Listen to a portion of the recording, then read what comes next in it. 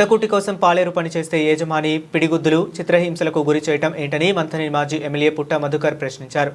కడుపు కోసం పాలేరు పనిచేస్తున్న గంధం రాజబాబును అదే గ్రామానికి చెందిన యజమాని గడ్డం వెంకటరాజు కొట్టడమే కాకుండా చిత్రహింసలకు గురి చేశాడని పోలీస్ స్టేషన్లో ఫిర్యాదు చేస్తే ఇప్పటి వరకు ఎంక్వైరీ పేరిట పోలీసులు కాలయాపన చేస్తున్నారని పుట్ట మధు పేర్కొన్నారు. శుక్రవారం గంధం రాజబాబును ఆయన పరామర్శించి వివరాలు పరిస్థితిని అడిగి తెలుసుకున్నారు. అనంతరం ఆయన మాట్లాడుతూ బాధితుడు రాజబాబు పోలీస్ స్టేషన్లో దరఖాస్తు ఇవ్వడమే వెళ్తే ఎస్ఐ దరఖాస్తు తీసుకోకుండా ఈరోజు ఫిర్యాదు చేసి రేపు నీవు డబ్బులు తీసుకుని అతనితో కాంప్రమైజ్ అవుతామని బాధితునికి అవహేళన చేస్తూ అవమానపరిచాడని అన్నారు. భారతదేశంలో ఇప్పటి వరకు కుల వివక్ష కొనసాగుతుందని ఇది దీనికి నిదర్శనమని అన్నారు. ఎప్పటికైనా మంథని ఎమ్మెల్యే తన ఆలోచనలు మార్చుకుని రాజబాబు కుటుంబానికి న్యాయం చేయాలని ఈ సందర్భంగా ఆయన హితవు పలికారు.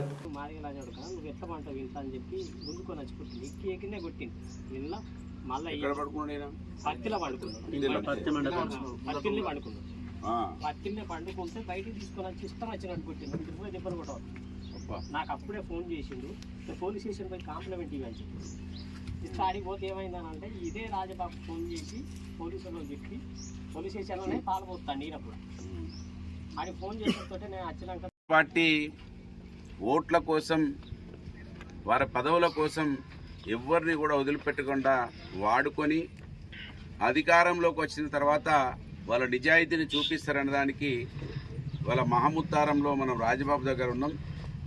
రాజబాబు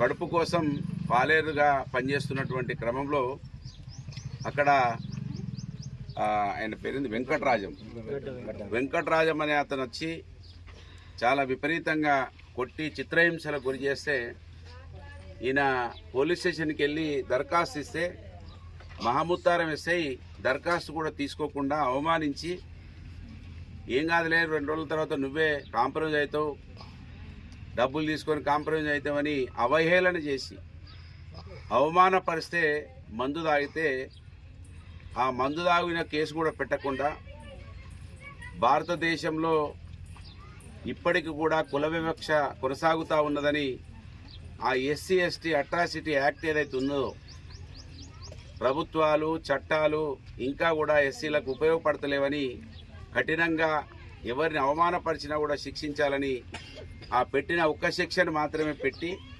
ఇప్పటికి కూడా వాళ్ళు కాంగ్రెస్ లీడర్లను కాపాడుతూ ఉన్నటువంటి విషయాన్ని ఈ సమాజం గుర్తెరగాలని ఆ రోజు బీఆర్ఎస్ పార్టీ ప్రభుత్వంలో ఎవరికి చిన్న చీమ గుట్టినా కూడా దుద్దిల్ల శ్రీధర్ ఎస్సీలను ఎస్టీలను వాడుకొని 2 సార్లు ఎమ్మెల్యే అయిండు. ఆ కేసులు అయితే బయటికి తీస్తలేడు కానీ ఇవాళ ఇక్కడ ఎస్సీల మీద దాడులను మాత్రం పెంచుతూ ఉన్నాడు. మరీ ముఖ్యంగా మహముత్తారం ఎస్ఐ ఇప్పటికే చాలాసార్లు చెప్పినాం, ఇంతకన్నా ఎక్కువ ఇబ్బందులు పడాల్సి వస్తుంది నువ్వని కూడా చెప్పినాము. అయినా ఎస్ఐ ప్రవర్తనలో మార్పు రావడం లేదు. ఎస్ఐ పోలీస్ స్టేషన్ని కాంగ్రెస్ పార్టీ కార్యాలయంగా మార్చినట్టుగా మా భాస్కర్ చెప్తా ఉన్నాడు. అంతేనా? పిటిషన్ ఇస్తే కనీసం చిన్న కేసులకైతే అనేక ఇబ్బందులు పెడుతున్నాడు మమ్మల్ని. మరి ఇంత పెద్ద అవమానం జరిగి ఒక కుటుంబం రోడ్డు మీద పడే అటువంటి ప్రమాదానికి గురైనా కూడా దుద్దిల్ల శ్రీధర్ ఉన్నాడనే అండతోటి వాళ్ళ తమ్ముడు ఏం కాదు మాకు కాపాడుతాడనే ధైర్యంతో ఇవాళ ఈ విధంగా ప్రవర్తిస్తూ ఉన్నారు. దీన్ని పూర్తిగా ఖండిస్తూ ఉన్నాం. డిఎస్పీతో మాట్లాడితే ఎంక్వైరీ చేస్తున్నామని అంటున్నాడు. ఈ చిన్న కేసు ఎంక్వైరీ చేయడానికి ఇన్ని రోజుల సెక్షన్లు పెట్టడానికి మీకు చేతులు రావడం లేదు. ఏదో తూతూ మంత్రంగా 7 సంవత్సరాల లోపు పెట్టి స్టేషన్ బెయిల్ ఇచ్చేటువంటి ప్రయత్నం అదే కాటారంలో మిగతా మా పార్టీ వాళ్ళ మీదనైతే చిన్నగా అరే అన్నా కూడా 307లు పెడతా ఉన్నారు. కోర్టులు తిరస్కరించి చివాట్లు పెట్టినా కూడా 307లు అనేక రకాల కేసులు పెడతా ఉన్నారు. కానీ ఇక్కడ బీఆర్ఎస్ పార్టీ వాళ్ళకు ఓ రకం, కాంగ్రెస్ పార్టీ వాళ్ళకు ఓ రకంగా వాళ్ళ దుద్దిల్ల శ్రీధర్ గారి నేతృత్వంలో జరుగుతూ ఉన్నది. ఇదే పోలీసులను ఆ రోజు అన్నాడు, పోలీసులు మాకు ఉల్టా పనిచేస్తున్నారు అన్నాడు. కానీ వాళ్ళ పోలీస్ స్టేషన్లనే కార్యాలయాలుగా మార్చేసిండు దుద్దిల్ల శ్రీధర్.